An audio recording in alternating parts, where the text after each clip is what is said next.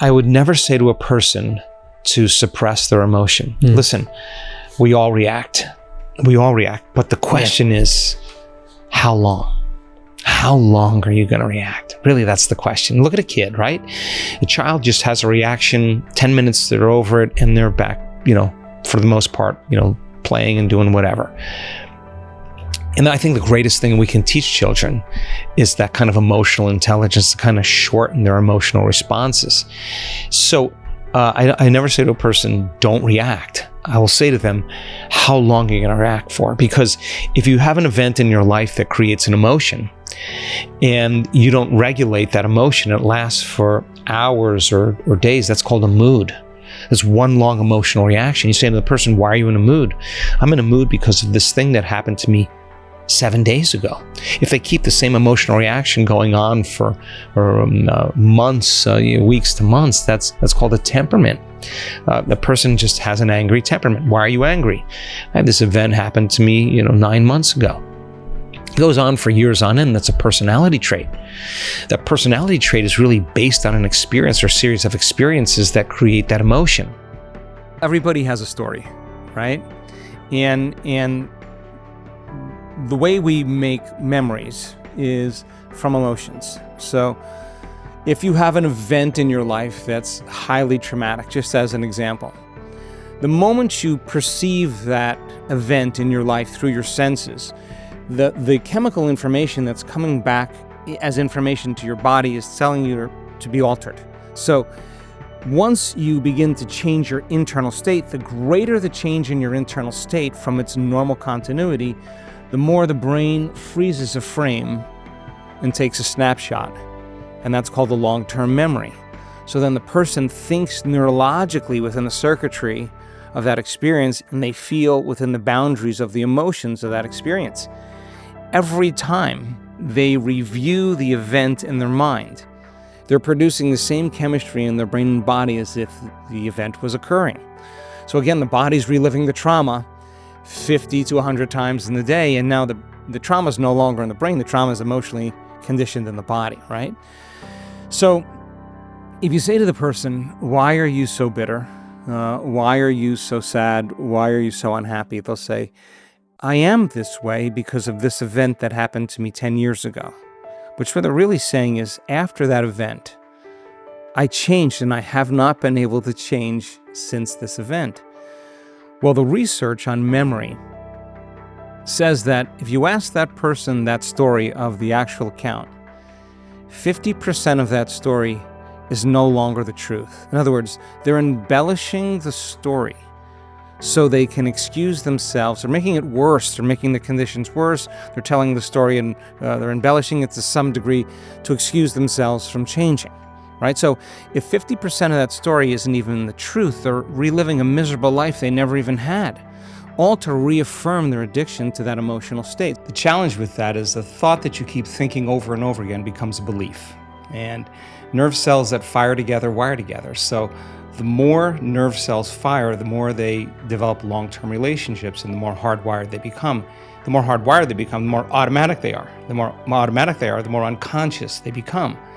So the process of change really requires becoming conscious of your unconscious thoughts, which means just because you have that thought doesn't necessarily mean it's the truth. If you have that thought and you accept it, you believe it, you surrender to it without analyzing it, that thought will lead to the same choice, which will lead to the same behavior, which will create the same experience, which then will produce the same emotion. The same emotions then drive our very same thoughts. In time, our biology, our neurocircuitry, our neurochemistry, our hormones, and even our gene expression stays the same because we're the same. So in the process of change, when you come up against that unconscious belief and you make it conscious, most people get uncomfortable when they confront that thought. And they're stopping an automatic process. And the body, which has been conditioned to be the mind because it's doing something over and over again, that's a habit, is craving the experience because it wants the emotion associated with it, right? So the thought of being unworthy produces the feeling of being unworthy. That feeling then, when the person feels unworthy, tends to cause the person to think more unworthy thoughts.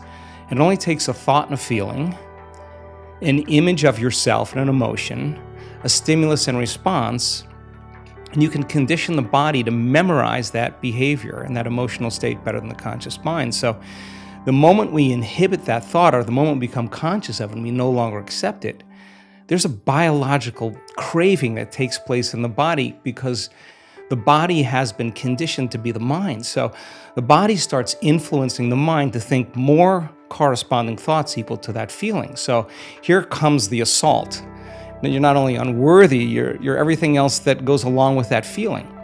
And they realized that the emotions that they were living by really weren't loving to them. The anger, the resentment, they were just like, I can't hold on to this any longer. And I think the stronger the emotion we feel towards some past event or some circumstance in our life, the more we pay attention to it, right? And where you place your attention is where you place your energy. And you're managing your attention and energy to some person or some circumstance or some past event, you're giving your power away, right? So build your field, take your power back, take your attention off that person, overcome the emotion.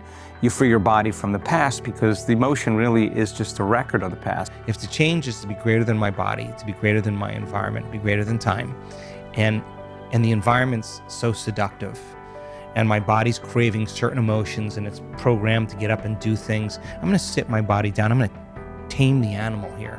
And when I'm ready to get up, we're gonna get up, not when it's tired or when it wants to go. You could literally go inward and forget about your outer world. No longer think about anything out there. If you could lose track of the familiar past or the predictable future and fall into the present moment. And if you were sitting there in silence, aware of nothing but you, and you said, okay, what is the greatest expression of myself I can be today? And do that exact process. Let me write down 2 thoughts that are not going to slip by my awareness unnoticed by me today. 2 memories, whatever it is. What are 2 behaviors I want to change today? Let me stay conscious of them and not go unconscious to them today. Even if it means how I speak. What are 2 emotions that I live by every day that I can literally change? I want to become conscious of what they feel like in my body. I want to catch them the moment I start feeling them. Let me review them over and over again enough times so I don't go unconscious. Okay, now I'm conscious of my unconscious, that 95%. How do I want to think? How would greatness think today? Let me review it. Let me repeat it. Let me remember how I am going to think. Let me remember how I am going to think. Let me remember how I'm going to behave here. How am I going to act here? Let me rehearse a change I want to make in a certain circumstance. Let me think about how I do want to feel today. Let me open my heart to life again. Let me feel kindness and care and love and gratitude and appreciation. Let me just bring up that feeling. Let me feel it with my heart. Let me keep bringing it up so I can bring it up enough times. I want to get so good at bringing up this feeling with my eyes closed, I can do it with my eyes open. And practice that, and you make a decision to not get up until you feel that emotion. And ask yourself, can I stay in this state my entire day? And if you can't, you go unconscious, ask yourself at the end of the day, how'd I do? Where'd I go unconscious? Okay, tomorrow morning, new day, new lifetime. Let me go again. Let me try again. And it's the practice, it's the repetition that causes the change. The great thing about it is you can't run from the discomfort. And so the struggle and the challenge is essential because there's only, you either shrink back into the old self or you step out into the unknown. And by observing your thoughts, noticing how you're acting and speaking and paying attention to how you're feeling, we've discovered it takes an enormous amount of energy, an enormous amount of awareness to stay conscious and not go unconscious. So those first couple days, people are coming up against, I can't, it's too hard, I'll never change. They're frustrated, they're impatient, they want to tell the story of their past to reaffirm who they are, right? But we've done it enough times now to now know that right around that second day, if they just hang in there and they're curious, what's on the other side of that I can't, or it's too hard, or this anger, or this pain, or this fear, or this unworthiness. If you're willing to just go past that point, that's when we change the most. That's the unknown, right?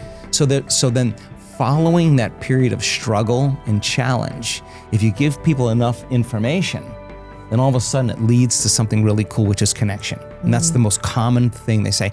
I just connected, I just got it. Like it made sense. So just like learning how to snowboard, right? It's tedious in the beginning until you figure it out. And then you're like, Oh my God, what was I working so hard for? Right. That's what happens. And then after connection, it's instrumental because then there's transformation. A change in form, a change in biology. And not only are we seeing it in, the science that we're researching, but we're seeing it in human testimony. Like there's the disease, there's the chronic disease, and now it's gone because chronic health conditions require a lifestyle change. And the majority of health conditions are chronic, but nobody's teaching people how to change. So we use meditation, to answer your question, not to heal. We use meditation to teach people how to change.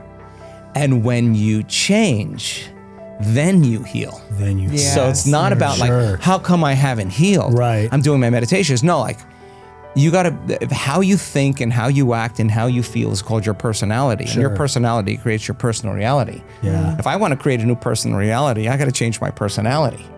And that's 95% of who we are by the time we're in the middle of our life.